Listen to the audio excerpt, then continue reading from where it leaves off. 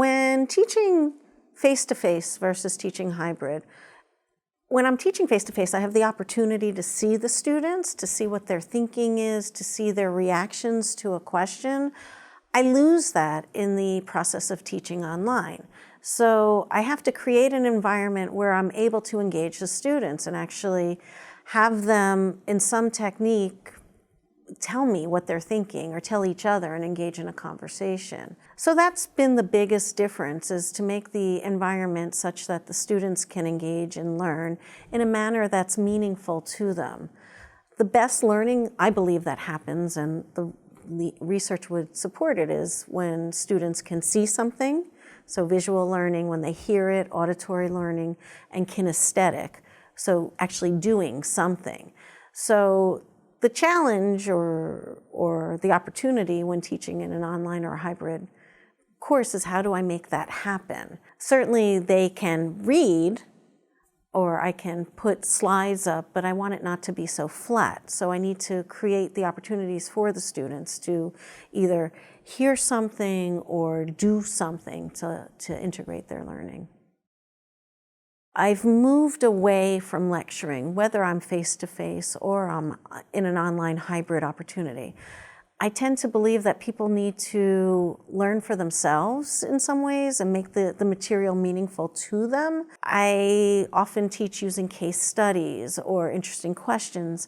I use media components, whether it's something that's happening in the world, or I will take something from film or literature, and if I'm asking an ethical question, I might use that piece to have the students engage.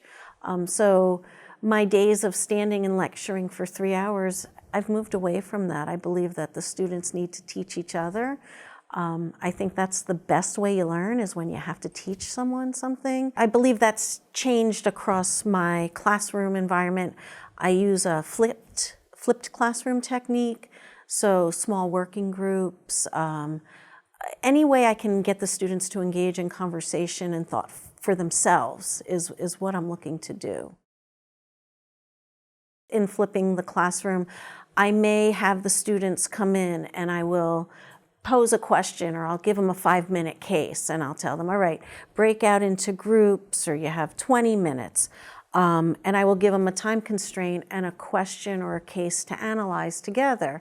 I might give them a few questions, and then they will present back to the group. In an online environment, the same sort of technique. Again, I will pose a challenging question, or I might give them a short article to read, and I'll have them post a response. They can't see the others' responses until they've posted their own, and then they need to reply to a minimum of 2 other students. I will set some sort of standard.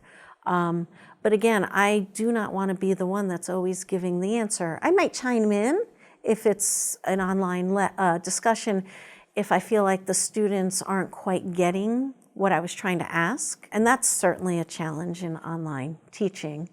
I can think I'm the clearest. I have great directions, great instructions, and the students will come back to me and say, and my intention may have been A, and they interpret it as B, and I'll reread the directions, and I kind of have to think about it, and I'll go, yeah, I see where you thought that. I really thought I was clear. So there has to be an element of flexibility, and I need to have that same flexibility in a classroom environment. I could certainly respond if I was in a face-to-face setting, so I need to be responsive online as well.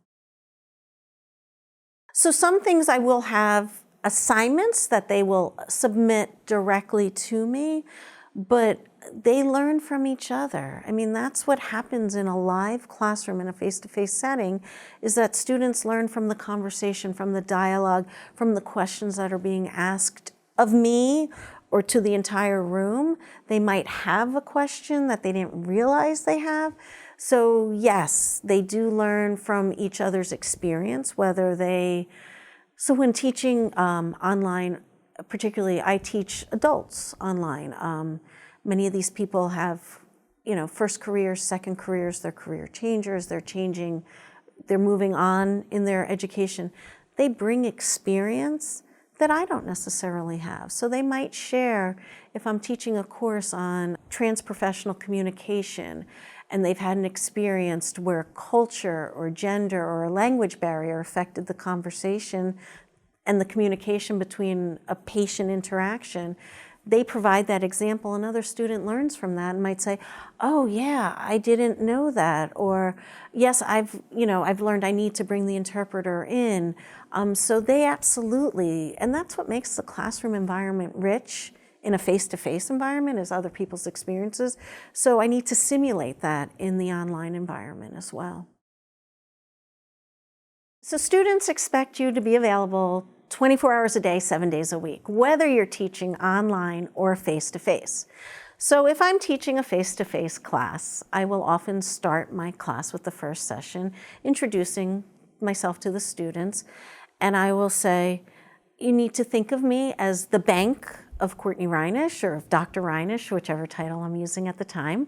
Back in the old days when we had banks, bankers' hours were 9 to 5, Monday through Friday.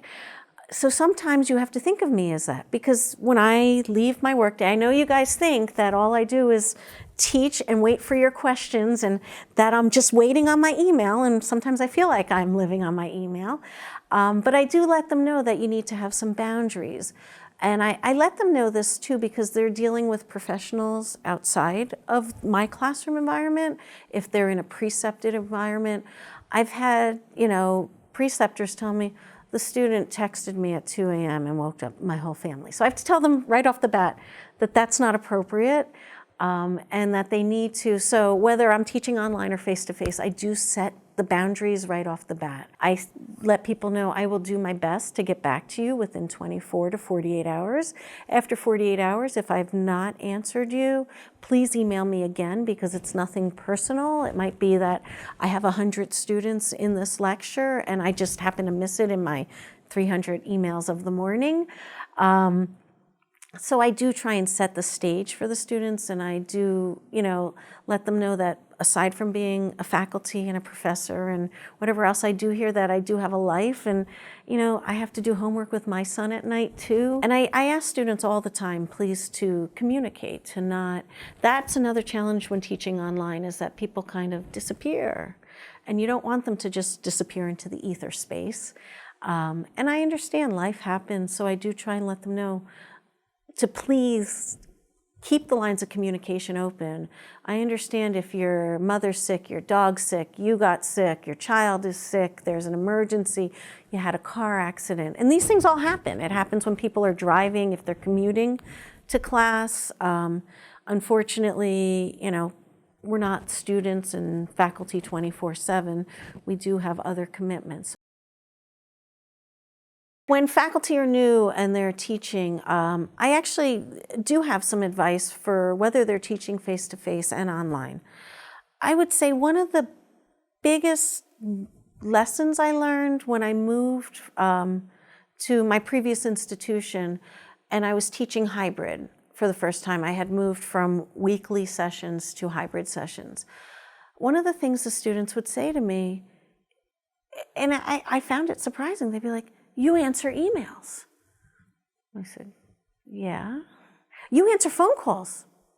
Yeah, I try to. And I didn't really understand what the students were saying at first. So you really do need to respond to the students. You need to let them know that that you hear them, and that you're making the time for them. They, particularly when they're learning online, they're not necessarily as confident that first off, students like feedback. So it's not just that they want an A or they want a 10. They want to know that they're on the right track. So that would be my first piece of advice to new faculty teaching online or hybrid.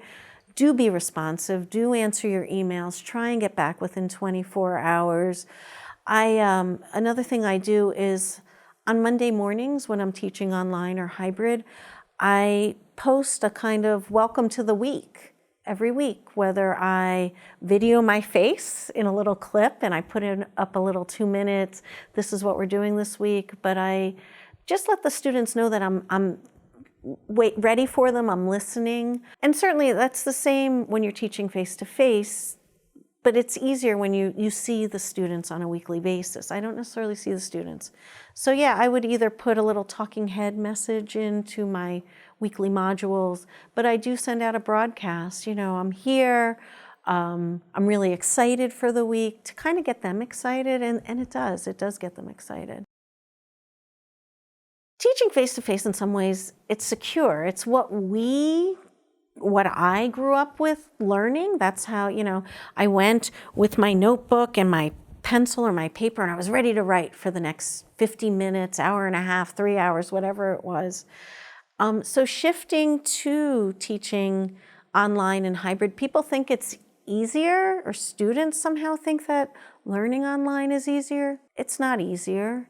You still have to put the time in. If you have a 3-credit course and you're expecting to spend 3 hours a week in lecture time, plan on spending those 3 hours in your learning modules, plus the 3 to 6 hours of homework you'd be doing.